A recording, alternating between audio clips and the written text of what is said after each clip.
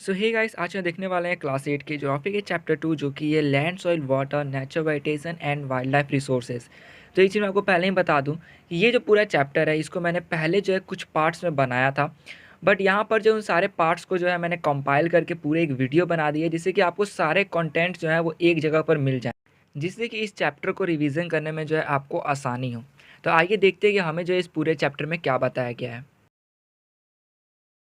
यहाँ पर चैप्टर के स्टार्टिंग में हमें जो है बताया गया है माम्बा के बारे में, जो कि एक लड़की है और वो रहती है अफ्रीका के एक छोटे से गांव तंजानिया में। यहाँ पर बताया गया है कि जो माम्बा है ये सुबह उठती है और चली जाती है पानी लाने के लिए।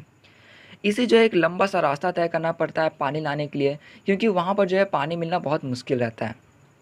जब वो कुछ घंटे बाद पानी लेकर वापस आती है तो वो चली जाती है फिर अपनी माँ की जो है मदद करने काम में, और उसके बाद वो चली जाती है अपने भाई की मदद करने, जो कि बकरियों का देखभाल कर रहा होता है।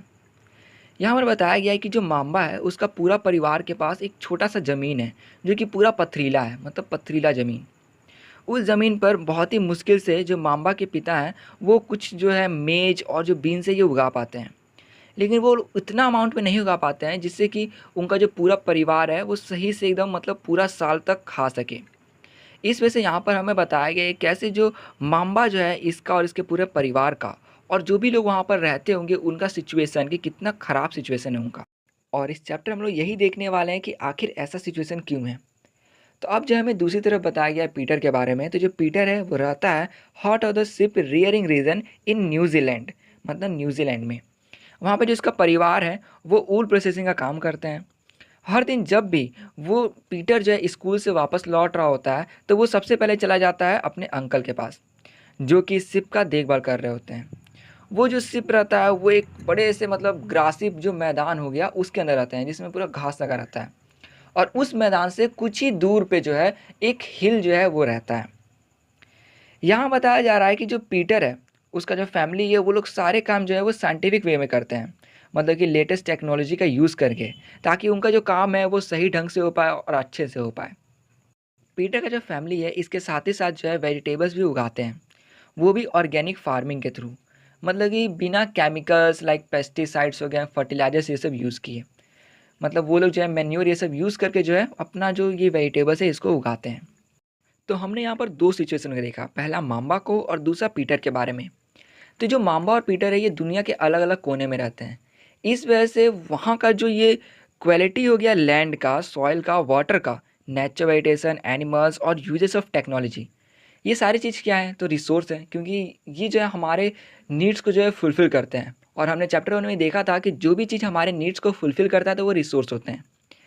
तो यहाँ पर जो पीटर जो माम्बा है ये दुनिया के अलग अलग प्लेस पे रहते हैं। इस वजह से ये जो रिसोर्स है हो सकता है किसी प्लेस पे कम और ज़्यादा हो। और इसी तरह यहाँ पर यही चीज़ कि रिसोर्स किसी प्लेस पे थोड़ा कम और ज़्यादा होता है, मतलब कि उसकी मौजूदगी कि किसी प्लेस पे कम है या ज़्यादा है, तो वो जो है डिफ़र कर देता है उस प्लेस को दूसरे प्लेस से। जैसे कि अगर मैं बात करूँ लैंड का, तो जो माम्बा थी वहाँ पर जो उसके तरफ जो लैंड था वो रॉकी था, लेकिन वही पीटर की तरफ देखा जाए तो वहाँ पर जो लैंड जो था बहुत अच्छा था।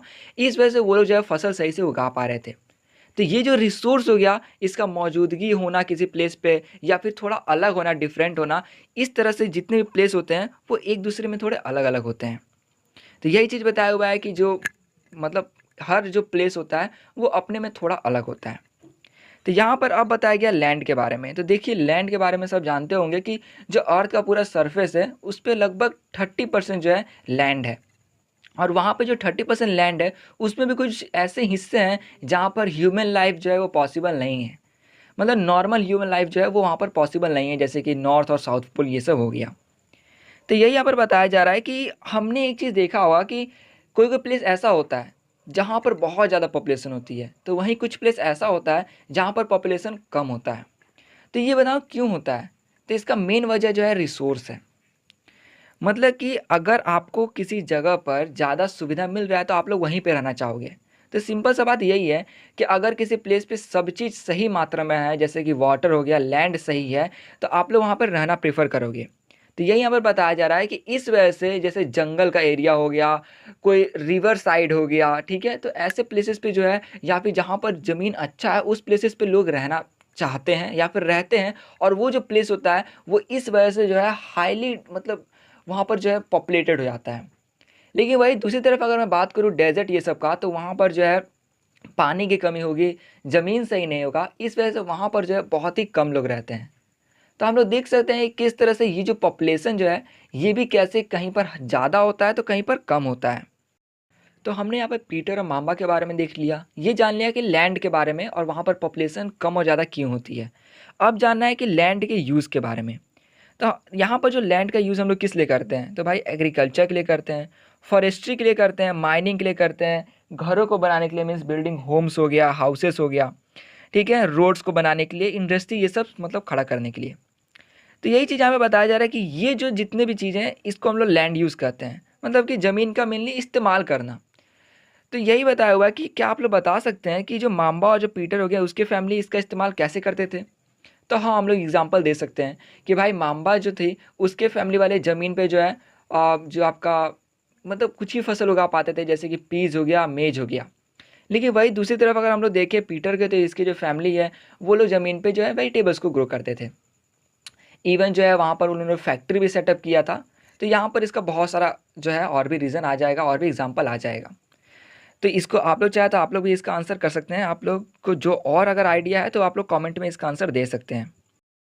अब हमें देखना है कि कुछ ऐसे फैक्टर जिससे कि हम लोग डिटरमाइन करते हैं कि जो लैंड है उसका यूज़ हम लोग कैसे करने वाले हैं, मतलब उसके पैटर्न को। जैसे कि अगर मैं एग्जांपल दूं, तो अगर जो है आप फसल उगाना चाहते हैं तो आप देखोगे कि लैंड जो है उसमें मिनरल कैसा अमाउंट का है, किस टाइप का सॉइल है इस चीज़ को, साथ में पानी जो है ये मिल रहा है कि नहीं। तो यही बात हो गया कि ये जो है डिसाइड करने में हेल्प करता है कि आप जो है उस लैंड का यूज़ किस तरीके से करोगे, मतलब उसका लैंड यूज़ पैटर्न। ठीक है, तो ये सब चीज़ हो गया। अगर कोई फैक्ट्री भी सेटअप करना चाहता है तो वो यही देखिएगा कि अगर फैक्ट्री में पानी यूज़ होने वाला है तो क्या पानी है वहाँ पर उस जगह पर। तो सिंपल सा बात ये है कि किसी काम को करना कि वहाँ का सिचुएशन देख कर, उस प्लेस को देख कर कि क्या मैं जो काम करना चाहता हूँ वो जो है इस प्लेस पर हो पाएगा कि नहीं। तो यही हो गया आपका लैंड यूज़ पैटर्न। यहाँ पर भी आपका जो है बताया गया है प्राइवेट जो हो गया ओनरशिप के बारे में और कम्युनिटी के बारे में। तो यहाँ पर आप जो टर्म है प्राइवेट, इसे तो आप समझ गए होंगे कि ऐसा लैंड जो कि आप खुद यूज़ करो, मतलब जिस आदमी का वो है ज़मीन वो खुद यूज़ करे और कोई यूज़ ना करे। अब दूसरा क्या है, कम्युनिटी लैंड। तो कम्युनिटी लैंड में क्या होता है कि कोई ऐसा मतलब लैंड जिसके ऊपर सबका अधिकार हो। जैसे मान लेते हैं कि किसी जगह पर जो है कोई नदी है, तो वहाँ से सब कोई पानी लेके जा रहा है, ऐसा नहीं कि वो नदी किसी एक आदमी का है।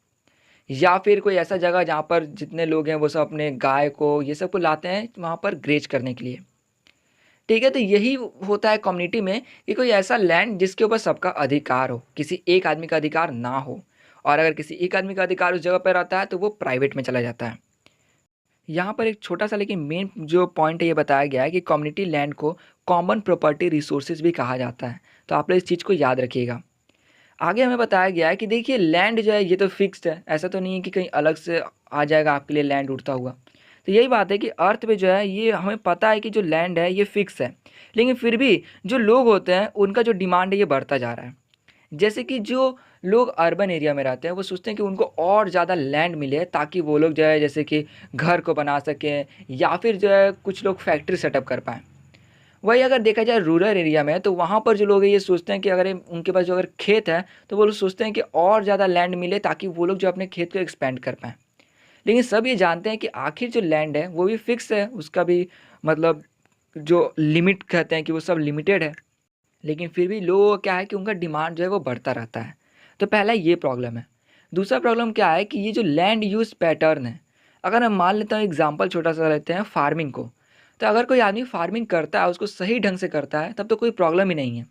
लेकिन अगर फार्मिंग में वो जो है फर्टिलाइज़र्स हो गया, पेस्टिसाइड हो गया या कुछ अदर केमिकल्स का यूज़ कर देता है, कभी-कभी ओवरडोज़ कर देता है, तो इस तरह क्या होता है कि वो जो लैंड होता है वो प्रभावित होता है। इस वजह से हो सकता है कि बाद में वो जो लैंड है वो उस मतलब क्रॉप उगाने लायक ही ना रहा है, मतलब उस पे फसल बाद में उगे ही ना। दूसरा प्रॉब्लम ये है कि कुछ लैंड को जो हम लोग अनकल्टिवेटेड छोड़ देते हैं। इससे तो होता क्या है कि हवा हो गया, पानी हो गया, वो लैंड का जो अपर सरफेस रहता है, लेयर रहता है, उसको जो है पूरा घिस देता है। जैसे हवा आया, उसने ऊपर का कुछ लेयर को उड़ा कर के चला गया, क्योंकि उसके ऊपर फसल उगे नहीं है, जो मिट्टी रहता है वो पूरा लूज़ कर जाता है। जैसे होता क्या है कि ऊपर का जितना भी मतलब लेयर चला जाता है और नीचे का रॉकी पार्ट आ जाता है। इस वजह से फिर वहाँ पर भी फसल नहीं उगाया जा सकता है। तो आप लोग देख सकते हैं अगर प्रॉब्लम कितना ज़्यादा है, मतलब जो लैंड है इसका डिग्रेडेशन का ये सब पूरा हो गया। कहीं कहीं क्या होता है कि पेड़ों की कटाई कर दी जाती है पहाड़ साइड में, तो होता ये है कि जो पेड़ कटने के बाद जो है रूट्स जो हैं वो सॉइल को जो है होल्ड करके रखते हैं, ताकि सॉइल जो है यहाँ वहाँ हिल ना सके। लेकिन ऐसे ही पेड़ को काट देते हैं, लूज़ होते हैं, मतलब जो रूट्स होते हैं वो लूज़ कर जाते हैं, और जो सॉइल रहता है वो ठीक से पकड़ा हुआ नहीं रहता है। तो इससे होता क्या है कि लैंडस्लाइड भी आ जाते हैं बहुत जगह। तो ये सब प्रॉब्लम्स हो गए इसके। और इसमें आगे बताया गया है कि कभी-कभी ऐसा होता है कि कोई लैंड है, उस बहुत फर्टाइल अगर रहता है, और उस लैंड पे अगर आप एग्रीकल्चर नहीं करते हो, उस पे सूखा पड़ जाता है, मतलब उस पे पानी-वानी नहीं पड़ता है, तो होता ये है कि वो जो लैंड है बाद में ऐसे मतलब कुछ वक़्त बाद जो है, ऐसा हो जाता है कि उसके ऊपर अब जो है आप फसल नहीं उगा सकते हो। तो ये जो प्रोसेस हो गया कि जब एक फर्टाइल लैंड जो है इनफर्टाइल हो जाता है, तब उसे हम लोग कहते हैं डेज़र्टिफ़िकेशन। ठीक है? तो इसको भी आप लोग याद रखिएगा। तो हमने यहाँ तक मतलब पूरा प्रोसेस देख लिया कि लैंड जो है उसके बारे में देख लिया, लैंड को यूज़ करने के तरीके देख लिए, यहाँ तक कि लैंड जो है किस तरह से जो है हम लोग के द्वारा जो है उस पे हार्म पहुँच रहा है। अब हम लोग देखने वाले हैं कंज़र्वेशन ऑफ लैंड रिसोर्सेज़। तो हम लोग इसमें देखने वाले हैं किस तरह से जो लैंड है इसको हम लोग बचा सकते हैं। तो सबसे पहले कहा जा रहा है कि जिस तरह पॉपुलेशन बढ़ रहा है, वैसे जो डिमांड्स हैं ये भी बढ़ रहे हैं। और ये जो डिमांड बढ़ रहा है इस वजह से बहुत सारे जो मतलब फॉरेस्ट हो गए उसको काट दिया जा रहा है। और इस वजह से बहुत सारे ऐसी भी ज़मीन जिसके ऊपर कोई आदमी खेती कर सकता है, मीन्स जो फर्टाइल लैंड है, उस पे भी जो है घर बना दिया जा रहा है या फिर फैक्ट्री ये सब बना दिया जा रहा है। तो यही बताया जा रहा है कि इस चीज़ पे ध्यान देना चाहिए कि अगर हम लोग किसी फर्टाइल लैंड पे अगर ये सब बनाते हैं, तो हम लोग कह सकते हैं कि हम लोग उसका मतलब एक तरह से वेस्ट कर रहे हैं। और दूसरा तरफ क्या बताया गया है कि जितने भी नेचुरल रिसोर्स हैं, तो इस तरह से और कम पड़ेंगे अगर हम लोग फॉरेस्ट जैसे वो काट दें, एनिमल्स हो गए वो सब मरने लग जाएँगे। आगे बताया हुआ है कि जो रेट ऑफ जो डिग्रेडेशन हो गया कि किस तरह से जो लैंड है ये डिग्रेड कर रहा है, तो उसके ऊपर ध्यान देना चाहिए कि वो बढ़े ना। और जितना ज़्यादा हो सके उतना जो है हमें जो है मतलब पेड़-पौधे को ये सब को उगाने चाहिए। खेतों के अंदर जितने भी मतलब फर्टिलाइज़र्स, पेस्टिसाइड हो गया उसका यूज़ शायद नहीं करना चाहिए, या फिर अगर करो भी तो बहुत कम करो। और लास्ट में कहा गया है कि ओवर ग्रेजिंग पे भी कंट्रोल करना चाहिए। मतलब कि जो पशु ये सब जो हो गए जो कि खाते हैं मैदानों में घास को, उस पे ध्यान देना चाहिए। क्योंकि जो घास है उसका जो जड़ होता है वो सॉइल को पकड़े रहता है। और अगर ओवर ग्रेजिंग हो जाएगा और घास खत्म हो जाएँगे तो वो जड़ जो है वो सॉइल को नहीं पकड़ पाएँगे। इस तरह से सॉइल इरोज़न जो है वो होने लग जाएगा। क्योंकि मैंने पहले वो कहा था कि जो रूट्स होते हैं वो क्या करते हैं, होल्ड करते हैं सॉइल को। और जिस तरह से अगर रूट ख़त्म होता है तो सॉइल को वो होल्ड नहीं कर पाएँगे, और इस तरह से सॉइल है वो वेदरिंग के प्रोसेस के द्वारा, मतलब कि हवा से, पानी से, इस वजह से जो क्या होगा कि ऊपर का जो लेयर है वो पूरा ख़त्म हो जाएगा। जिसे हम लोग कहते हैं सॉइल इरोज़न। तो ये था इसका पूरा एक कंज़र्वेशन का तरीका कि कैसे ओवर ग्रेज़िंग पे भी कंट्रोल करना चाहिए। तो यहाँ पर जो सॉइल टॉपिक है इसमें सबसे पहले हमें इसका डेफिनेशन दिया गया है। इसमें कहा गया है कि जो थिन लेयर है ग्रीनी सब्सटेंस का जिसने अर्थ के सरफेस को कवर किया हुआ है उसे हम लोग सॉइल कहते हैं। यहाँ पर जो सॉइल है उसको कहा गया है ग्रेनी सब्सटेंस। और ये इसलिए कहा गया है कि अगर आप सॉइल को उठाते हो हाथ में और उसको मसल के देखते हो तो आपको पता चलेगा कि एकदम पतला पतला दानेदार है, वो एकदम पतला दानेदार। तो उसी को कहा गया है ग्रेनी सब्सटेंस इसलिए। अब आगे हमें बताया गया लैंड फॉर्म्स के बारे में। तो कहा गया है कि ये जो लैंड फॉर्म्स है ये डिटरमाइन करते हैं कि सॉइल जो है वो किस टाइप का है। तो पहले लैंड फॉर्म को जान लेते हैं। लैंड फॉर्म का मतलब हुआ कि कहीं कहीं जो है डेजर्ट होता है, कहीं पर माउंटेन्स होते हैं, कहीं पर प्लेन्स होता है, कहीं पर रिवर होता है। तो ये जो हम लोग देख रहे हैं ये चारों अलग अलग एकदम लैंड फॉर्म्स हो गए हैं। कहीं पे माउंटेन है तो कहीं पे एकदम डेजर्ट है। तो यही कहा जा रहा है कि ये जो लैंड फॉर्म्स हैं ये डिटरमाइन करते हैं कि वहाँ का जो सॉइल है वो कैसा होगा। एग्जाम्पल दूँ माउंटेन और डेजर्ट का, तो अगर आप डेजर्ट के सॉइल को उठाओगे तो एकदम सैंडी सॉइल होगा। लेकिन वही अगर माउंटेन का सॉइल उठाओगे तो वो क्या होगा, एकदम रॉकी सॉइल होगा। तो हम लोग पता चल गया कि कैसे जो लैंडफॉर्म है वो भी डिटरमाइन करता है टाइप्स ऑफ सॉइल को। अब हमें यहाँ पे बताया हुआ कि आखिर जो सॉइल है ये बनता कैसे। तो सॉइल आपका बनता है ऑर्गेनिक मैटर से, मिनरल से, वेदर रॉक से। और इसमें जो सबसे मेन है वो है वेदरिंग प्रोसेस। तो जो वेदरिंग प्रोसेस है इसके अंदर आपका आता है कि कोई एक रॉक जो है उसके ऊपर टेम्परेचर का प्रभाव पड़ता है, फॉस्ट एक्शन मीन्स ठंडी का, प्लांट का, एनिमल्स का या ह्यूमन एक्टिविटी के जो प्रभाव से जब वो रॉक होता है वो जो टूट जाता है, तो इसी प्रोसेस को हम लोग कहते हैं वेदरिंग। तो यहाँ पर जो सॉइल है उसका फॉर्मेशन किससे होता है, तो रॉक से ही होता है। देखिए इसमें क्या होता है कि अगर कोई रॉक है उसके ऊपर इन सब चीज़ का प्रभाव पड़ता है, जैसे और भी चीज़ों का, जैसे वाटर हो गया, एयर हो गया, इन सब चीज़ों का प्रभाव पड़ता है, और जो वो रॉक होता है वो टूटते जाता है। और ये जो है प्रोसेस जो है लगभग लाखों साल तक चलता है। ऐसा नहीं कि 1-2 साल में जो है रॉक से सॉइल बन जाता है, बल्कि लाखों साल चलता है। और इस तरह से जो वो रॉक होता है वो इतने छोटे-छोटे टुकड़ों में बढ़ जाता है, जिससे कि हम लोग उसको बाद में सॉइल बोलते हैं। तो आप देख सकते हैं कि जो रॉक है उसी से बना है सॉइल। मैंने यहाँ पर आपको एक फ़ोटो प्रोवाइड किया है जिसमें एक चट्टान है, उसके ऊपर जो वाटर है वो हीट कर रहा है। तो यहाँ पर इस फ़ोटो से आपको बताना चाह रहा हूँ कि जो फ़ोर्स है वाटर का वो जब जाके चट्टान पर टकरा रहा है, तो आप समझ सकते हैं कि कुछ धीरे-धीरे ही जो है उस चट्टान का छोटा-छोटा टुकड़ा होगा और इस तरह से लाखों साल बाद वो जो टुकड़ा है वो टूटते-टूटते जो है यहाँ पर जो है आप देख रहे हैं कि जैसे-जैसे हिट कर रहा है उसमें छोटा-छोटा टुकड़ा टूटेगा। फिर वो टुकड़ा टूटेगा, फिर वो टुकड़ा जो है वो और छोटा होगा। इस तरह करते-करते लाखों साल बाद जो है ये जो रॉक है ये बन जाएगा सॉइल। ठीक है, तो आप समझ गए कि जब रॉक है उसके बहुत छोटे-छोटे टुकड़े हो जाते हैं तब वो बन जाता है सॉइल। और ये प्रोसेस लगभग हज़ारों लाखों साल लेता है। ठीक है, तो ये कोई छोटा प्रोसेस नहीं है। अब मैं इसमें बताता हूँ कि आखिर ह्यूमन्स और प्लांट जो है इसमें कैसे मदद करते हैं रॉक से सॉइल फॉर्मेशन के प्रोसेस में। तो अगर मान लेता हूँ कि कोई जो रॉक है उसके ऊपर टेम्परेचर के प्रभाव से जो है उसमें एक छोटा सा क्रैक आ गया है। अब कोई बर्ड हो गया या फिर हम ही लोग हैं किसी प्लांट की तरफ से गुजर रहा है, उसका जो सीड जो है वो हमारे बैक पे या फिर कहीं पे मतलब जो गया चिपक गया। और जो अगर हम चलते जा रहे हैं वो सीड जो है अगर गिर जाता है किसी रॉक के दरार में, ठीक है, उस क्रैक में गिर जाता है, तो वो जो सीड है वो जैसे धीरे-धीरे जो है बड़ा होने लग जाएगा। और जैसे-जैसे वो बड़ा होगा उसका जो रूट रहेगा वो जो है उसकी जो दरार है उसको और ज़्यादा बड़ा करेगा, मतलब उसको रॉक को जो है तोड़ेगा और ज़्यादा। जैसे-जैसे वो बड़ा होगा मतलब सीड से प्लांट बनेगा वो, और जैसे बड़ा-बड़ा होगा वो रॉक को तोड़ते जाएगा, उसका जो जड़ है वो रॉक को तोड़ेगा। इस तरह से जो है यहाँ पर हम बोल सकते हैं कि ये भी जो है रॉक के ब्रेकिंग डाउन प्रोसेस में मदद कर रहा है। तो आप देख सकते हैं कैसे ह्यूमन्स और जो प्लांट है ये भी इसमें इन्वॉल्व हैं। अब यहाँ पर दिया हुआ है आपका फैक्टर्स ऑफ सॉइल फॉर्मेशन। तो मैंने कुछ फैक्टर्स तो आपको बता दिया जैसे कि ह्यूमन्स हो गए, प्लांट हो गया, टेम्परेचर हो गया, वाटर हो गया और भी हैं। तो यहाँ पर जो है इसमें हम लोग को देखना है कि जो मेन फैक्टर्स है वो कौन से हैं। तो यहाँ पर आपका जो दो मेन फैक्टर है सबसे मेन वो ये है कि पेरेंट रॉक और क्लाइमेट। पेरेंट रॉक मतलब क्या हुआ, तो यहाँ पर पेरेंट रॉक का मतलब हुआ कि जो सॉइल है वो आखिर किस रॉक से टूट कर बना है। जिस रॉक से वो टूट के बना हुआ उसका पेरेंट रॉक, सीधी सी बात है, जिससे उसका मतलब उत्पत्ति हुआ है कह सकते हैं हम लोग कि जिससे वो बना है। तो यही चीज़ कहा जा रहा है कि ये जो पेरेंट रॉक है ये डिटरमाइन करता है कि आखिर जो सॉइल है उसका कलर कैसा होगा। वो जो सॉइल है, ठीक है, उसका वाटर होल्डिंग कैपेसिटी, एयर का एक्सचेंज होना कि कितना जल्दी जो है एयर उस सॉइल में से पास कर जा रहा है, तो ये सब चीज़ जो है ये किस पे डिपेंड करता है, तो पेरेंट रॉक पे। अगर मैं एग्जांपल दूँ आपको दो, तो अगर आप डेजर्ट जो है सैंडी सॉइल उठाओगे डेजर्ट से, ठीक है, और अगर आप क्लेई सॉइल उठाओगे तो आप देखोगे सैंडी सॉइल में अगर आप पानी डालते हो तो बहुत जल्दी जो है ऊपर से एकदम नीचे आ जाएगा, लेकिन क्लेई सॉइल में डालोगे आप पानी तो वो कुछ होल्ड करके रखता है। तो आप देख सकते हो कि ये जो दोनों ही जो सॉइल है ये अलग अलग टाइप ऑफ रॉक से बने हुए हैं, इससे इनका जो प्रॉपर्टी ये भी अलग है, इनका जो कलर होगा वो भी अलग होगा। ठीक है, तो यही आप देख सकते हैं कि ये जो है रॉक पे भी डिपेंड करता है कि सॉइल कैसा होगा, ये क्लाइमेट पे भी डिपेंड करता है। रिलीफ जैसे हो गया टोपोग्राफी, टोपोग्राफी मतलब होता है कि किसी जगह का जो है कोई जो चीज़ हो गया वो किस लॉन्गिट्यूड और लैटिट्यूड पे है, ठीक है, मतलब किस हाइट पे है। और मैंने आपको बता ही दिया है कि कैसे ह्यूमंस हो गया, फ्लोरा फन्ना हो गया, माइक्रो ऑर्गेनिम्स, ये सब हेल्प करते हैं। माइक्रो ऑर्गेनिम्स जो है ये भी हेल्प करता है किसी दरार में जाकर उसको और ज़्यादा मतलब उसमें रिएक्शन करके तोड़ने में। तो ये सब चीज़ हमने देख ली कि कैसे जो है सॉइल का फॉर्मेशन हो रहा है यहाँ पर। और जो टाइम है वो तो मैंने आपको बता ही दिया कि ये जो है लगभग कितना सालों तक चलता रहता है तब जाके सॉइल का फॉर्मेशन होता है। यहाँ पे जो है हमें एक सॉइल प्रोफाइल दिया हुआ है जिसमें बताया हुआ है कि जो सबसे पहला लेयर होता है सॉइल का उसमें ह्यूमस रहता है और वेजिटेशन। वेजिटेशन मतलब होता है कि पेड़ पौधे वनस्पतियाँ ये सब।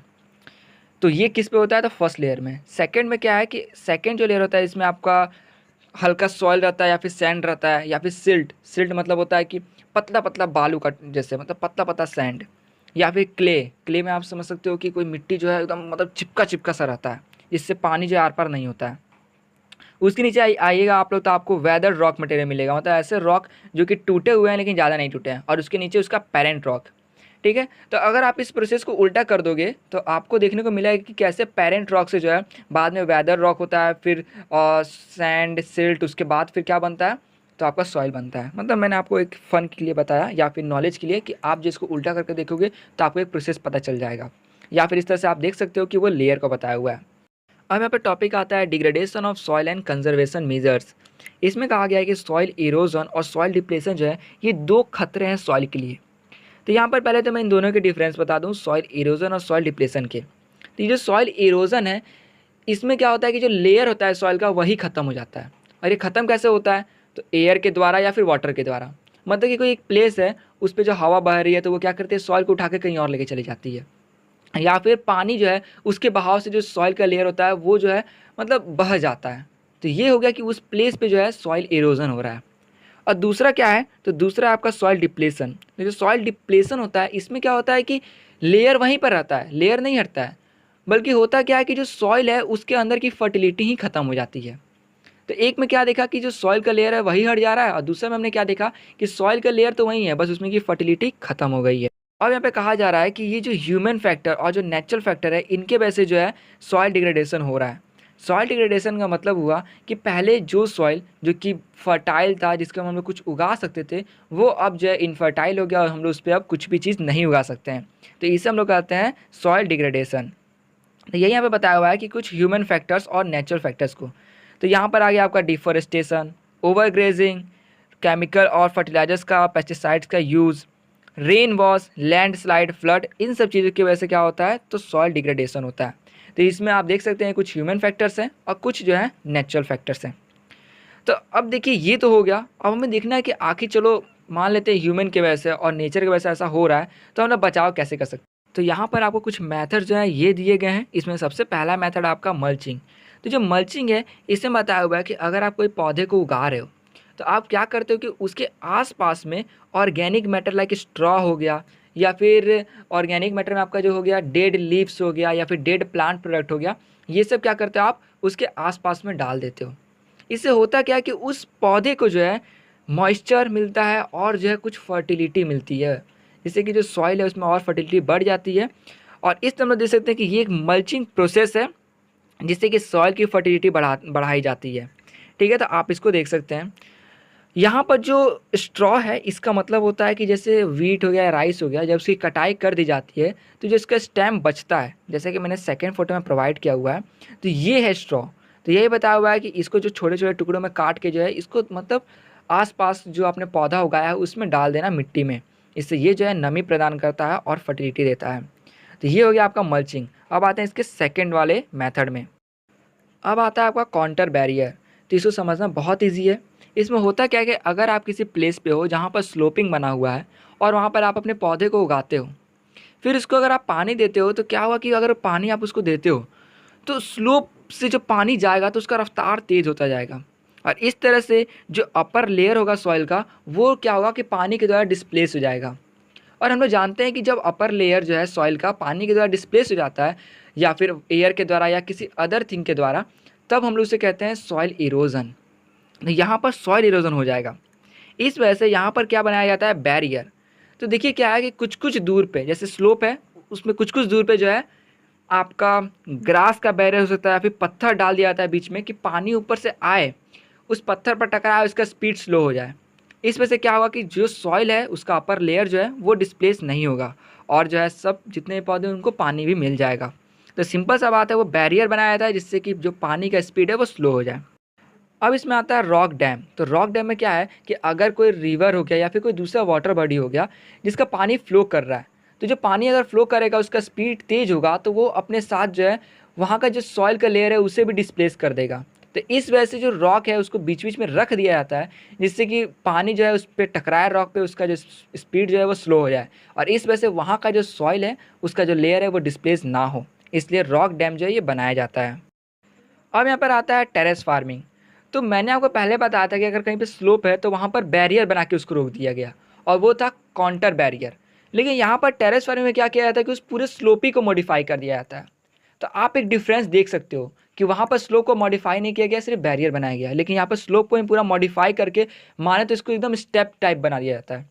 फोटो मैंने प्रोवाइड किया, आप देख सकते हो कि मानो सीढ़ी की तरह उसको स्टेप बना दिया गया है। तो इसमें यही है टेरेस फार्मिंग है कि इसको पूरा ही चेंज कर दिया जाता है, उस स्लोप वाले प्लेस को मशीन्स को यूज़ करके, और उसको पूरा बनाया जाता है मानो कि सीढ़ी की तरह हो।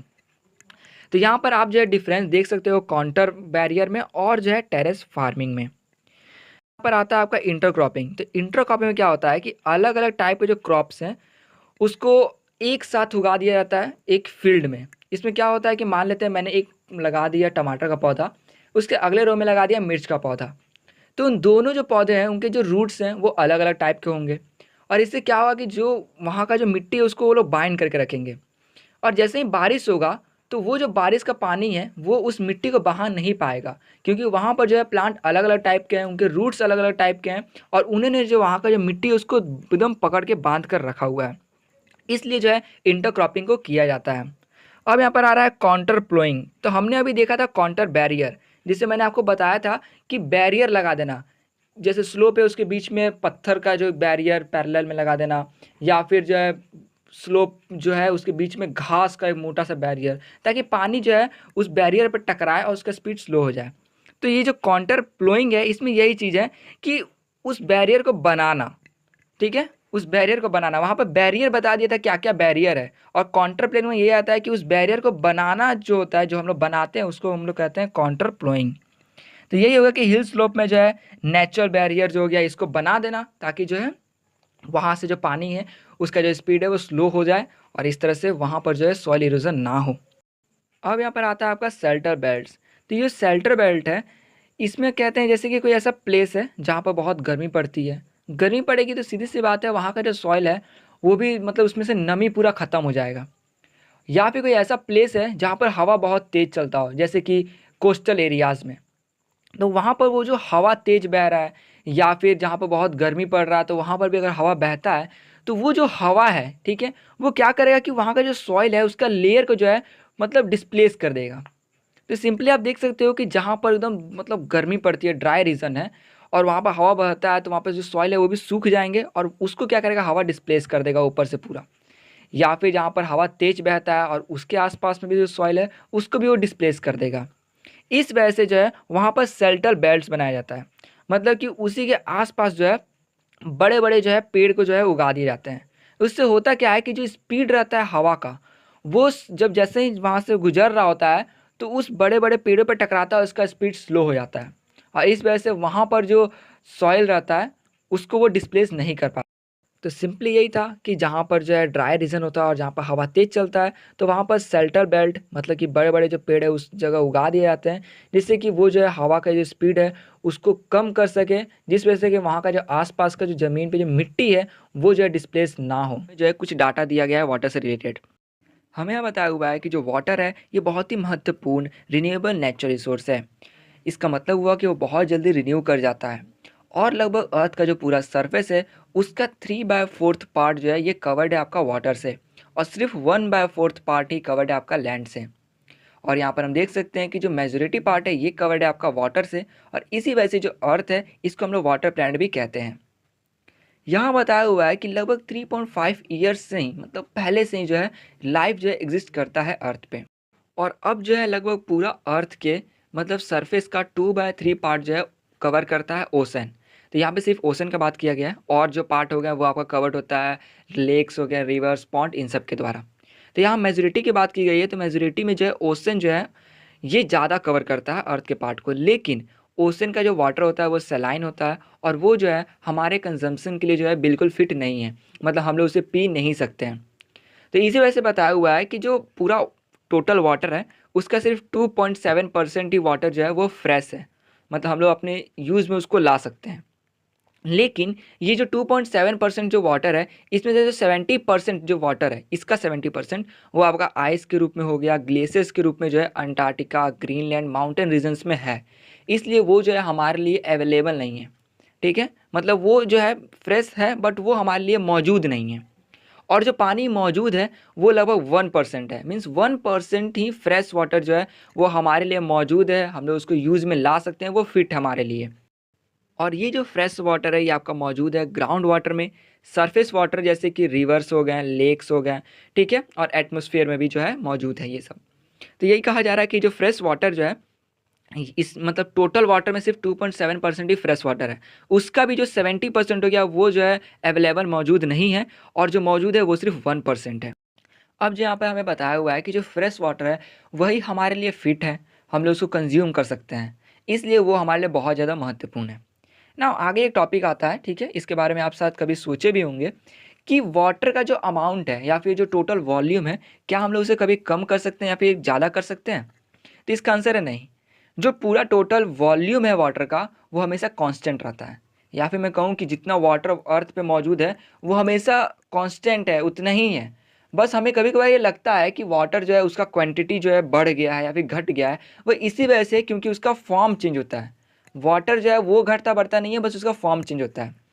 एग्जाम्पल दूँ तो आप लोग वाटर साइकिल के बारे में पढ़े होंगे कि अगर मैं मान लेता हूँ किसी पॉन्ड का जो पानी है वो इवापोरेट करके जैसे हो गया, ठीक है, वो क्लाउड का फॉर्मेशन करता है, तो आपको उस समय क्या लगेगा कि जो वहाँ का पानी है वो कम हो गया, तो आप लोग बोले कि वाटर का जो क्वांटिटी है वो कम हो गया। तो यहाँ पे वाटर का क्वांटिटी कम नहीं हुआ, बस उसका फॉर्म चेंज हुआ, वो इवापोरेट करके वेपर में चेंज हुआ। ठीक है, अब अगर वही पानी जो है किसी अदर रिवर में आके गिरता है, ठीक है, और आपको अगर मालूम है कि रिवर में पानी कितना था, तो आप लोग कहो कि रिवर का जो पानी है बढ़ गया है।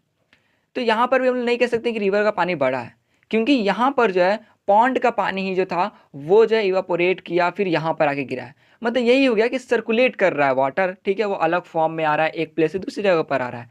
तो यहाँ पर उसका क्वांटिटी जो है वो कम या ज़्यादा नहीं हो रहा है, वो कांस्टेंट ही है। ठीक है, और ये चीज़ आप जो है वाटर साइकिल प्रोसेस के द्वारा जो है और अच्छे से समझ गए होंगे, जैसा कि मैंने आपको अभी बताया।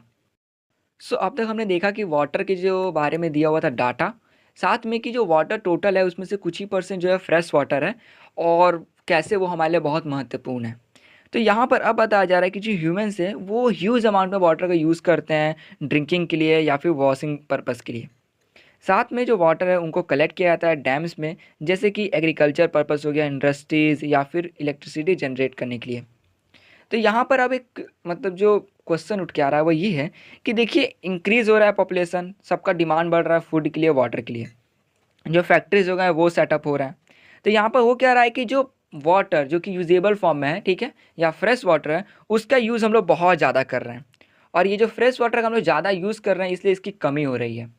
तो यहाँ पर दो वजह हो गया, ये एक पहला वजह कि हम लोग यहाँ पर फ्रेश वाटर का बहुत ज़्यादा यूज़ कर रहे हैं इसलिए उसका कमी हो रहा है, और दूसरा ये कि जो फ्रेश वाटर, ठीक है, उसका हम लोग मतलब उसको हम लोग पॉल्यूट कर रहे हैं या फिर ओवर यूज़ हो गया और पॉल्यूशन हो गया।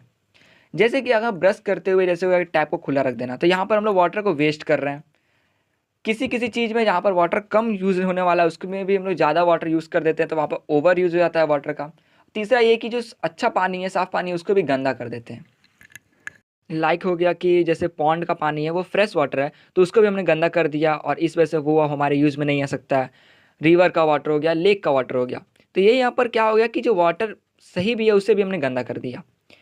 इसी वजह से जो है वाटर का जो मौजूदगी है वो कम हो गया और इसका स्कार्सिटी हो गया है। जैसे कि बहुत सारे जो हो गए कंट्रीज़ में इसका स्कार्सिटी हुआ है, लाइक अफ्रीका में हो गया, वेस्ट एशिया, साउथ एशिया हो गया, यूएसए के कुछ पार्ट में हो गया, ठीक है, मेक्सिको हो गया, साउथ अमेरिका हो गया, और ऑस्ट्रेलिया के पूरे भाग में जो है कि वाटर का शॉर्टेज हो गया है। मतलब कि वहाँ पर जो है फ्रेश वाटर जो है बहुत मुश्किल से मिल पाता है।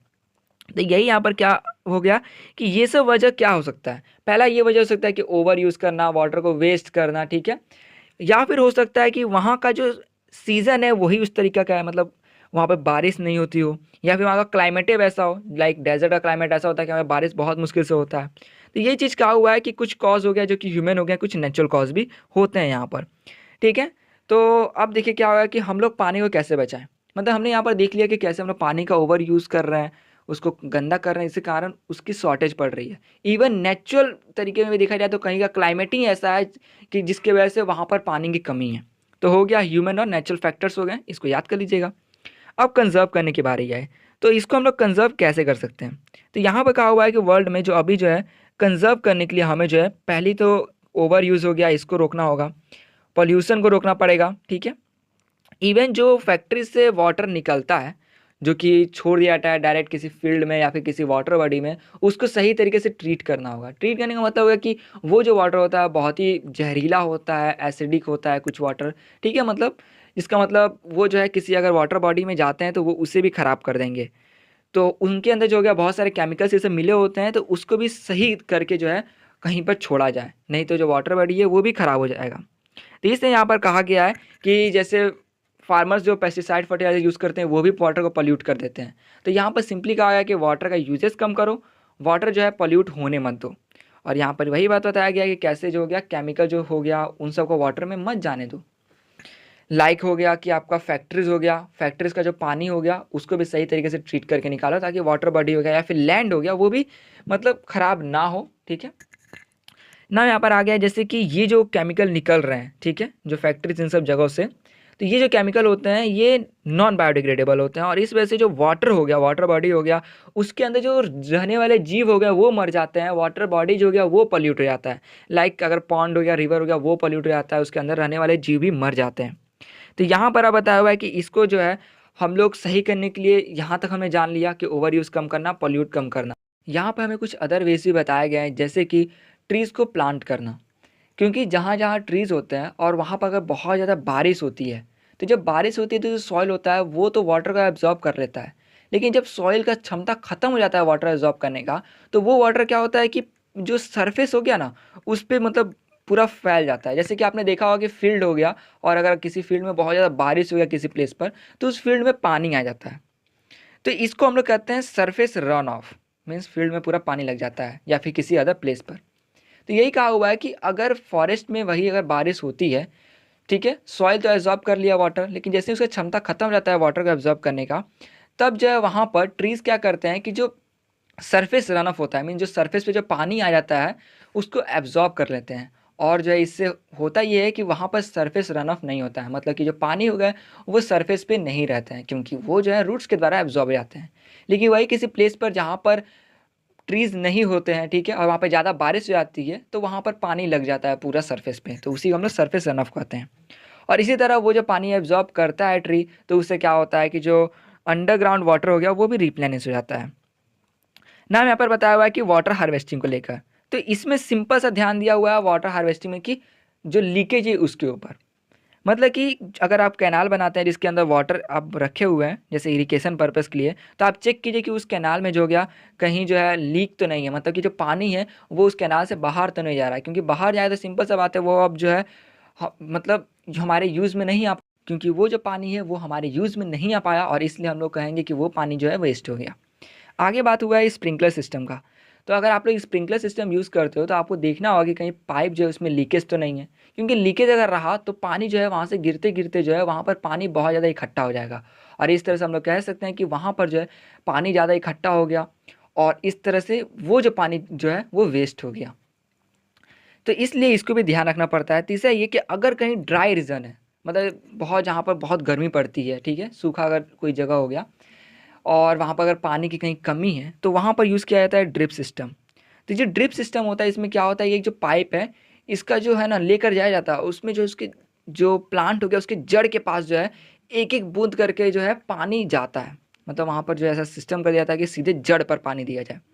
तो यहाँ पर चेक करना पड़ता है कि वो जो पानी दिया जा रहा है जड़ पर उसका फ्लो तो सही है कि नहीं, क्योंकि अगर मान लेते हैं पानी बहुत धीरे गिर रहा है देर देर पर, तो इससे होगा ये कि वो जो पानी गिरेगा उसके बाद एकदम जल्दी धूप इतना रहेगा क्योंकि ड्राई रीजन है, और इसी वजह से जो है वो पानी बहुत जल्दी इवापोरेट कर जाएगा। तो इसलिए वहाँ पर देखना पड़ेगा कि पानी का स्पीड सही है कि नहीं, और वही अगर पानी का स्पीड ज़्यादा रहा तो वहाँ पर पानी ही लग जाएगा। तो इस तरह से उसको देखना पड़ता है कि पानी सही अमाउंट में जाए, ज़्यादा वेस्ट ये सब ना हो। तो यही बोला गया है कि यहाँ पर भी चेक करना कि अगर इरिगेशन में हो गया कि पानी का कहीं से लीकेज तो नहीं हो रहा है, और अगर आप ड्रिप सिस्टम का इस्तेमाल करते हो तो वहाँ पर पानी का फ्लो को चेक करना।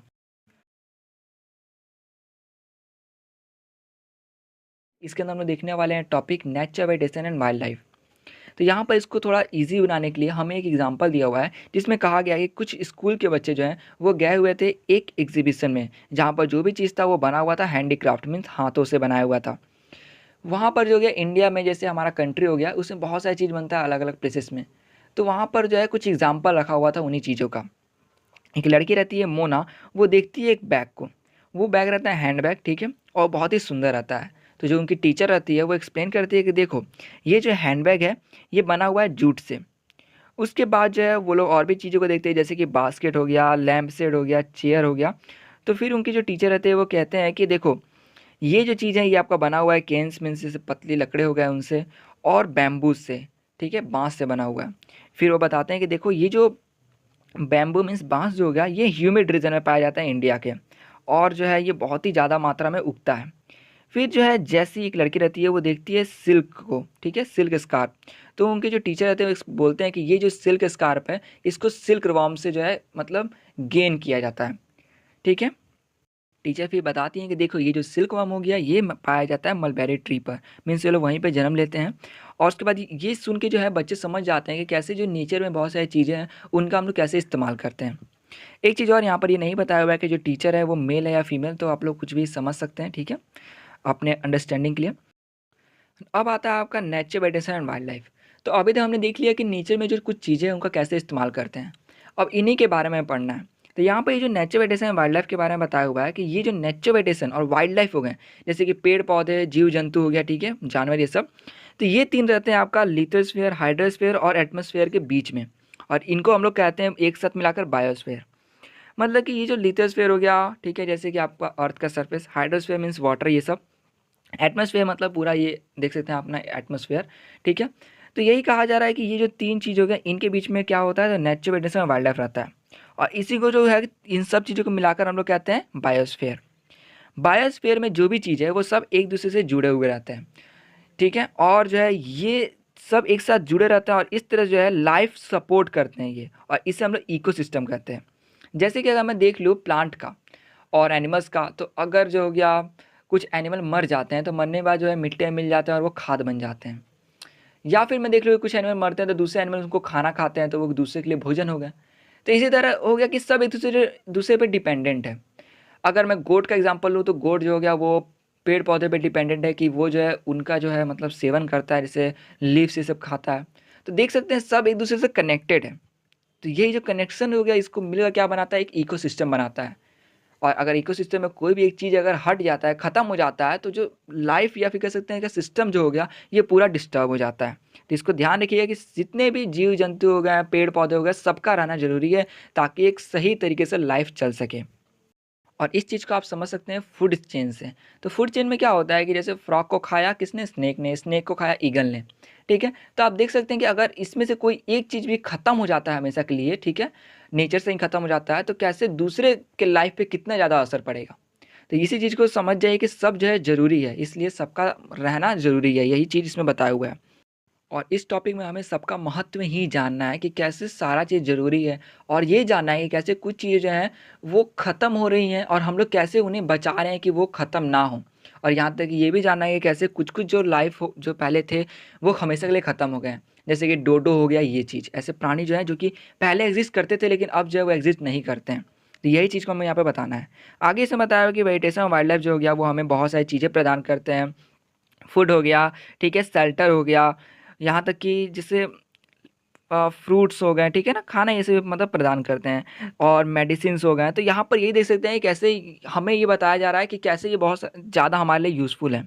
यहाँ तक कि प्लांट एनिमल्स हो गया बहुत चीज़ें और भी प्रोवाइड करते हैं, फूड, शेल्टर, मेडिसिन एक्सेट्रा, बहुत सारी चीज़ें। रबर हो गया, गम हो गया, मतलब यही।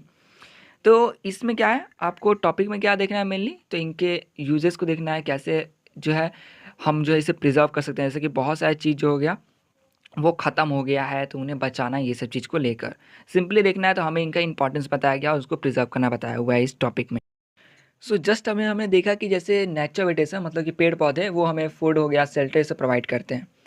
अब हम ये देखने वाले हैं कि वाइल्ड लाइफ मतलब कि एनिमल्स, बर्ड्स, इंसेक्ट और एक्वेटिक लाइफ फॉर्म, ठीक है, ये सब आते हैं वाइल्ड लाइफ में। तो ये हमें क्या प्रोवाइड करते हैं, तो ये हमें हो गया milk, meat, hides and wool provide करते हैं। मिल्क हो गया, मीट हो गया, हाइड्स का मतलब हो गया आपका स्किन, मतलब कुछ एनिमल्स जो हो गए उनका स्किन यूज़ होता है, जैसे मेडिसिन हो गया या फिर अदर चीज़ में भी इस्तेमाल किया जाता है। ये इल्लीगल वाला बात नहीं किया जा रहा है, कुछ होते हैं कि स्किन को लोग मतलब एनिमल्स को मार के उनका स्किन जो है उसको बेचते हैं, मतलब वो इल्लीगल धंधा हो जाता है। लेकिन हाँ, कुछ ऐसे भी तरीके से स्किन का इस्तेमाल किया जाता है जिससे कि हमें बेनिफिट हो और वो सही भी हो, ठीक है। तो यहाँ पर यही बात किया जा रहा है कि ये सब हमें हनी ये सब प्रोवाइड कर देते हैं। तो हम लोग देख सकते हैं कि एनिमल्स भी है वो भी हमें मीट, हनी, ठीक है, ये सब प्रोवाइड करते हैं। एक चीज़ और हो गया कि मान लीजिए कोई एनिमल मर गया तो उसको खाने के लिए स्कैवेंजर्स लाइक आपका वल्चर ये सब हो गया, वो हमें क्या प्रोवाइड करता है कि जो इन्वायरमेंट है उसको सही रखता है। तो वो जो है हमें एक क्लीनिनेस जो हो गया वो प्रोवाइड करता है हमारे इन्वायरमेंट में। तो इस तरह से देख सकते हैं सबका एक अच्छा रोल है।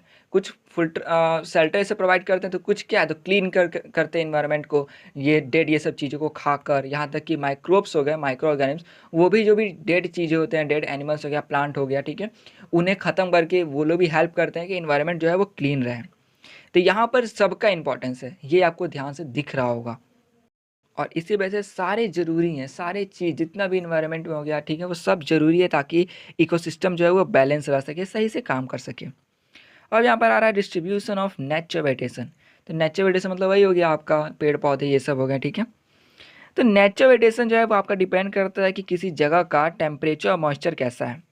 जैसे कि पता चल सके कि वहाँ का जो है फॉरेस्ट होगा या फिर ग्रास लैंड मीन्स पूरा घास का मैदान होगा, स्क्रब्स होगा मीन्स झाड़ी होंगे, या फिर ट्यूंड्रा, ट्यूंड्रा मतलब कि ठंडा इलाका, ठीक है। तो चारों का मीनिंग आप समझ गए, ट्यूंड्रा मतलब ठंडा इलाका। तो वो कैसा इलाका होगा, वहाँ पर फॉरेस्ट होगा, ग्रासलैंड होगा या क्या होगा, या फिर हो सकता है कि वहाँ पर आपका डेजर्ट भी हो। तो इसी चीज़ को बताया हुआ है कि ये सब डिपेंड करता है आपका टेम्परेचर और वहाँ पर मॉइस्चर हो गया, ठीक है, इन सब चीज़ों पे, और क्लाइमेट भी हो गया एक फैक्टर। तो यही बताया हुआ है कि कहीं कहीं जो है बहुत ज़्यादा रेनफॉल होता है, तो वहाँ पर जो हो गया कि बहुत ज़्यादा ट्रीज़ हो गए, बड़े बड़े लंबे लंबे ट्रीज़ होते हैं, घने ट्रीज़ होते हैं जहाँ पर ज़्यादा रेनफॉल होता है वहाँ पर। और जहाँ पर ज़्यादा बारिश होता है वहाँ पे पेड़ पौधे घने बड़े इसलिए होते हैं क्योंकि उन्हें वहाँ पर वाटर का सप्लाई बहुत अच्छे तरीके से मिलता है। लेकिन वही कुछ प्लेस ऐसे भी होते हैं जहाँ पर जो है पानी बहुत मुश्किल से मिल पाता है, जैसे कि आपका डेजर्ट वाला रीजन हो गया, तो वहाँ पर आप देख सकते हैं कि वहाँ पर कैक्टस ये सब उगते हैं। तो उनका जो मतलब बाहर का जो पार्ट होता है ना उस पर वैक्सी टाइप का होता है। वैक्सी पार्ट इसलिए होता है ताकि जो उनके अंदर जो भी वाटर स्टोर है ना वो इवापोरेट ना हो सके जल्दी, ठीक है, इसलिए वैक्सी पार्ट होता है उनके बाहर। यहाँ तक कि उनका जो जड़ होता है वो भी बहुत ज़्यादा लंबा होता है धरती के अंदर, ठीक है, ताकि उन्हें पानी मिल सके। तो देख सकते हैं कि कहीं पर कैक्टस हो रहा है तो कहीं पर क्या हो रहा है आपका, तो बहुत अच्छे घने जो है क्या पेड़ पौधे हो रहे हैं। सो यहाँ पर आप देख सकते हैं कि टेम्परेचर, मॉइस्चर, उनके साथ कुछ और भी फैक्टर्स हो गए, रेनफॉल हो गया, क्लाइमेट, ये सब भी डिपेंड करते हैं कि वहाँ पर जो है फॉरेस्ट होगा, ग्रासलैंड होगा, या फिर आपका स्क्रब्स होंगे मीन्स झाड़ ये सब हो गया, या टुंड्रा मीन्स ठंडी वाले चीज़ें होंगी ये, ठीक है, या डेजर्टिक प्लेस होगा, ये सब उसके ऊपर डिपेंड करता है। इस तरह से वर्ल्ड में हर अलग अलग रीजन पे अलग अलग चीज़ हमें देखने को मिलता है, ठीक है ना। आपका आ रहा है आपका यही डिस्ट्रीब्यूशन है ऑफ नेचुरल में, कि ये जो थ्रोनी श्रब्स हो गए मीन्स जो छोटे छोटे झाड़ होते हैं, मतलब श्रब्स मतलब क्या, जैसे कि आपका तुलसी का पौधा है या उससे थोड़ा सा बड़ा बड़ा जो हो गया मतलब झाड़ टाइप में होते हैं, वो सब होगा। तो वो सब आते हैं आपके ड्राई रीजन में जहाँ पर रेनफॉल कम होता है, और इसलिए उनका जड़ बहुत बड़ा होता है। जैसे कैक्टस को भी आप ले सकते हैं कि कैक्टस जो हो गया वो भी उन्हीं के कैटेगरी में आता है, और उनका भी जो जड़ होता है वो बहुत ज़्यादा बड़ा होता है। उनके जो हो गया सरफेस होता है उस वो जो हो गया वैक्सी वगैरह, जैसे मैंने आपको बताया, ताकि जो है वहाँ पर ट्रांसपिरेशन ना हो सके ज़्यादा, जिससे कि उनका जो वाटर लॉस हो वो ना हो। ट्रांसपिरेशन प्रोसेस आप जानते भी होंगे कि लीव्स के द्वारा जो पानी हो गया उसका इवापोरेट करना और एटमॉस्फेयर में जाना। तो ये चीज़ हो गया, ठीक है। तो और भाई टुंड्रा जो हो गया, टुंड्रा मीन्स ठंडे प्लेसेस पे, जैसे कि पोलर रीजन हो गया, वहाँ पर आप लीचेंस हो गए ये सब देख पाएंगे, क्योंकि लीचेंस क्या हो गया, बहुत छोटे छोटे एक प्लांट की तरह हो गए, क्योंकि वहाँ पर जो हो गया मैक्सिमम पेड़ पौधे नहीं उग पाते हैं, क्योंकि वो वैसा प्लेस होता है कि सपोर्ट नहीं हो पाता है ज़्यादा लाइफ फॉर्म वहाँ पर, ठीक है। तो आप जानते ही होंगे इस चीज़ को कि ठंडी रीजन में ज़्यादा लाइफ फॉर्म सपोर्ट नहीं हो पाता है। और इसी वजह से क्या है कि सारे जगह के जो पेड़ पौधे हो गए मीन्स नेचर वेजिटेशन, और वाइल्ड लाइफ मीन्स जानवर, ये सब भी जो है अलग अलग हैं, क्योंकि कुछ जानवर ठंडी में रह पाते हैं, कुछ गर्मी में, तो ये सब इन पे डिपेंड करता है। अब बोला जा रहा है कि जो पीपल हो गए हैं जो कि दुनिया में रहते हैं, ठीक है ना, ये हो क्या रहा है कि 2 सेंचुरी पहले मीन्स 200 साल पहले जितना पॉपुलेशन था ना उससे ज़्यादा पॉपुलेशन, डबल पॉपुलेशन अभी है। इस वजह से हम लोग देख सकते हैं कि उन्हें रहने के लिए एक जगह चाहिए, खाना ये सब चाहिए, तो वो लोग फॉरेस्ट को क्लीन करते हैं, क्रॉप्स को ग्रो करने के तरीके ढूंढते हैं। इस तरह से क्या है कि वो लोग जो है मतलब पेड़ पौधों को काट दे रहे हैं, ठीक है। इवन वो लोग जो है रिसोर्सेज का भी जो हो गया बहुत ज़्यादा इस्तेमाल कर रहे हैं, तो इस तरह से उनको हम लोग कंजर्व नहीं कर पा रहे हैं। पेड़ पौधों को काटना, रिसोर्सेज को ज़्यादा इस्तेमाल करना, और एनिमल्स को भी जो है जैसे किल करते हैं अपने पर्पज़ के लिए, ठीक है। तो यही सब चीज़ जो है ना बताया जा रहा है कि पॉपुलेशन बढ़ने के साथ जो है थोड़ा क्राइम भी बढ़ा हुआ है, ठीक है, पहले से, कि एनिमल्स को किल ये सब करते हैं। तो इन सब चीज़ को हम लोग कैसे अब जो है कंट्रोल करें, तो ये यहाँ पर आ गया कंजर्व करने का तरीका कि नेचर वेजिटेशन और वाइल्ड लाइफ को कैसे कंजर्व किया जाए। तो अभी जो फॉरेस्ट हो गया, ठीक है ना, प्लांट हो गए, ये सब में क्या देते हैं, शेल्टर देते हैं, एनिमल्स हो गए, ये सब चीज़ हो गया जो कि फूड ये सब भी हमें प्रोवाइड करते हैं। तो इन सब को बचा के रखने के लिए जो हो गया, ताकि जो इकोसिस्टम है वो मेंटेन रख सके, जैसे मैंने अभी बताया कोई भी एक अगर जीव जंतु मरता है तो इकोसिस्टम थोड़ा डिस्टर्ब हो जाता है। तो यही इसको सही से मेंटेन रखने के लिए हमें जो हो गया इनको बचाना होगा, और साथ में इन ये जहाँ पर रहते हैं किसको मतलब है ना उस प्लेस को भी बचाना होगा, नहीं तो अगर उनका घर ही जैसे उजड़ जाएगा तो वो लोग रहेंगे कहाँ पर। तो ये जो डेंजर हो गया बहुत ही सिचुएशन हमारे लिए कि लोग उन्हें मार देते हैं, या फिर जो हो गया वो जहाँ पर रहते हैं उस शेल्टर को उनके काट दिया जाता है, जिससे कि वो लोग रह नहीं पाते हैं, और इस तरह भी उनकी मृत्यु हो जाती है। और ये जो हो गया कि ज़्यादा पेड़ों को काटने से कुछ पेड़ ऐसे भी हो जाते हैं जो कि ख़त्म ही हो जाते हैं, मीन्स वो लाइफ उनका पूरा ख़त्म हो जाता है, या फिर ज़्यादा किल करने भी किसी एनिमल्स के, ठीक है, या फिर उनका जहाँ पर वो लोग रहते हैं उस प्लेस को ख़त्म करने से क्या होता है कि वो जो एनिमल है वो मरते मरते उनका भी जो है क्या प्रजाति ही खत्म हो जाता है। तो इस चीज़ को बचाना बहुत ज़्यादा बड़ा ज़िम्मेवारी हो गया है अभी। सो अभी हमने देखा है कि ऐसे ह्यूमन्स हो गए, उनके वजह से भी जो है लाइफ फॉर्म्स जो है वो एक्सटिंक्ट कर रहे हैं, मीन्स खत्म होने का कगार पर आ गए हैं। कुछ और भी नेचर के द्वारा भी होता है, जैसे कि बाढ़ आ जाना कई जगह पर, ठीक है ना? फॉरेस्ट में आग लग जाना किसी वजह से नेचुरली भी लगता है, कभी-कभी ह्यूमन्स के भी गलती से होता है। तो ये जो नेचुरल फैक्टर हो गया, इनके वजह से भी जो होता है कि कुछ एक्सटिंक्शन हो जाता है किसी एनिमल का या प्लांट का। तो इसको बचाने के लिए हम लोग क्या करते हैं कि बहुत सारा, जैसे कि इनको जो है सेफ रखने के लिए हम लोग जैसे जू हो गया, ठीक है ना? या फिर सेंचुरीज़ हो गए, ठीक है? या बायोस्फीयर रिज़र्व्स हो गए, उन सब जगह पे इन्हें रखा जाता है ताकि ये जो है बचे रह सकें। जैसे कि टाइगर हो गया, लायन हो गया, एलिफेंट हो गया, इनका जो तादाद है, मीन्स जो पॉपुलेशन हो गया, बहुत कम हो गया है। हो सकता है कि अगर सही से केयर ना हुआ तो ये फ्यूचर में ख़त्म ही हो जाए, मीन्स एक्सटिंक्ट कर जाए इनका प्रजाति। इसी वजह से इन्हें जो है नेचुरल पार्क हो गया, sorry national park, wild life centuries हो गए, बायोस्फीयर हो गया, इनके अंदर जो है इन्हें बचा कर रखा जाता है। नेशनल पार्क में हो गया जैसे कि एनिमल्स को मेनली और कुछ प्लांट्स को फोकस करते हैं बचाने के लिए। वाइल्ड लाइफ सेंचुरी में हो गया कि एनिमल्स पे ज़्यादा ध्यान जाता है बचाने के लिए। बायोस्फीयर में हो गया कि उस प्लेस को पूरा बचाया जाता है जहाँ पर वो लोग रह रहे हैं, मतलब कि एक पूरा एरिया को, कि वहाँ के ट्रीज़ हो गए, वहाँ के एनिमल्स हो गया है, वहाँ पे जो भी चीज़ है उस सबको पूरा बचाया जा रहा होता है। तो इनके बीच में भी कुछ डिफरेंसेस हैं। इस डिफरेंस को आप सही समझने के लिए नेट पे भी जो है वो सर्च कर सकते हैं, या फिर अगर आप डिफरेंस सही से समझ नहीं पा रहे हैं तो आप मुझे कमेंट कीजिए, मैं आपको आंसर अच्छे से बता दूँगा। सो तीनों के बीच में अगर डिफरेंस समझ में आने में दिक्कत हो तो आप मुझे कमेंट कर दीजिएगा, मैं बता दूँगा आपको। तो यही यहाँ पे आगे बताया हुआ कि देखिए कि एनिमल्स हो गया, प्लांट, इनको कंज़र्व कर लिए, और इवन जो हो गया कि कुछ लेक्स हो गए, ठीक है? उसमें भी कुछ एनिमल्स ये सब रहते हैं, उनको भी कंज़र्व किया जाता है ताकि सबका जो हो गया बैलेंस सही से रह सके। मतलब कोई भी स्पीशीज़ हो गया जाकि चाहे वो वाटर में रहता हो या फिर लैंड, ये सब कहीं पर भी, उन सबको जो है बचाया जा सके। आगे बताया हुआ है कि ह्यूमन एक्टिविटीज़ हो गया, उनके वजह से बहुत सारे जो कि नेचुरल हैबिटेट्स हो गए, ठीक है? जहाँ पर स्पीशीज़ रहा करते हैं, जैसे जीव-जंतु रहा करते हैं, तो उनका वो इस मतलब डिस्टर्ब हो गया है, क्योंकि हम लोग क्या करते हैं, उन्हें या तो मार देते हैं या फिर उस जगह को पूरा पेड़-पौधे को काट देते हैं। तो उनका या तो घर उजड़ जाता है या फिर हमें उन्हें मार देते हैं। तो इस चीज़ को भी जो हो गया कम करने के लिए बहुत सारे अवेयरनेस प्रोग्राम जो है चलाए गए हैं, जैसे कि फॉरेस्ट्री के तरफ की, जैसे बचाने के लिए, जैसे कि वन महोत्सव, जिसके अंदर हम लोग फोकस करते हैं कि जितने भी एनिमल्स हो गए उनको ना मारा जाए, उनका केयर किया जाए। और भी इन्हें जैसे कि स्कूल चिल्ड्रंस को जो हो गया ये कैंप करा के दिखाया जाता है, थोड़ा मतलब जंगल, इन सब चीज़ों को, एनिमल्स को, ताकि वो लोग भी समझ सके इनकी वैल्यू, ठीक है? इनको पूरा बातें बताया जाता है कि इनके मतलब स्पीसीज़ को, और इनकरेज किया जाता है कि वो लोग भी जो है मतलब अप्रिसिएट कर सके नेचर को, उसके सारे चीज़ों को, ऐसा ना कि वो फ्यूचर में जाके नेचर को एक्सप्लॉइट करें। तो यहाँ पर क्या होगा कि हम जो है जागरूक कर रहे हैं लोगों को कि वो जो है नेचर में रहने वाली चीज़ों को कम नुकसान पहुँचाए या फिर ना पहुँचाए, और जो इसकी ध्यान रखें। नहीं तो फ्यूचर में हो सकता है कि बहुत सारी चीज़ जो है वो ख़त्म हो जाए, लुप्त हो जाए, और ये जो हो गया बहुत बड़ा एक प्रॉब्लम बन जाएगा। यहाँ तक कि बहुत सारे जो कंट्रीज़ हो गए उन्होंने लॉ पास कर दिया कि अगर वो लोग बर्ड्स एनिमल्स को मारते हैं तो उन्हें जो हो गया जेल हो जाएगा। इवन अदर एनिमल्स को भी वो लोग मारते हैं तो। तो यहाँ पर आपका इंटरनेशनल कंज़र्वेशन जो कि CITES के बीच में हुआ था, इसमें यही बताया हुआ था कि कैसे बहुत सारे जानवरों की जो संख्या हो गया वो कम हो गया, और इस वजह से उनके ऊपर पूरा ध्यान दिया जाता है ताकि लोग जो है उन्हें नुकसान ना पहुँचा सकें। जिससे कि इनका जो संख्या है वो बरकरार रहे, और हो सके तो फ्यूचर में उनकी संख्या जो है और बढ़ जाए। मतलब कि उनके ऊपर ध्यान दिया जा रहा है, ये ड्यूटी बना दिया गया है कि इनको कंज़र्व करके रखना।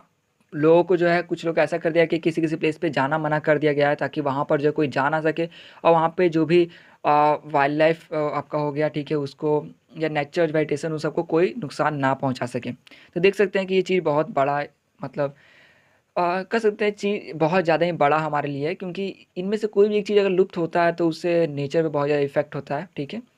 और इकोसिस्टम भी प्रभावित हो जाता है। तो ये हो गया, इस चैप्टर के अंदर आपको दिया हुआ था कि सबके वैल्यू को बताया गया था। तो इस चैप्टर में सबके बारे में बताया गया, उनके यूजेस को बताया गया, उनके मतलब वैल्यू को बताया गया। इवन हम लोग कैसे उनको नुकसान पहुँचा रहे हैं, हम लोग कैसे उन्हें नुकसान पहुँचने से बचा सकते हैं, उन सब चीज़ों को बताया गया था। तो ये था आपका पूरे चैप्टर के अंदर सो इस पूरे वीडियो में सिर्फ इतना ही था। अगर आपको कोई भी कन्फ्यूज़न है तो आप जो है कमेंट कर सकते हैं। वीडियो अच्छी लगी हो तो प्लीज़ लाइक करें, शेयर करें अपने दोस्तों से, और चैनल को सब्सक्राइब करना बिल्कुल ना भूलें।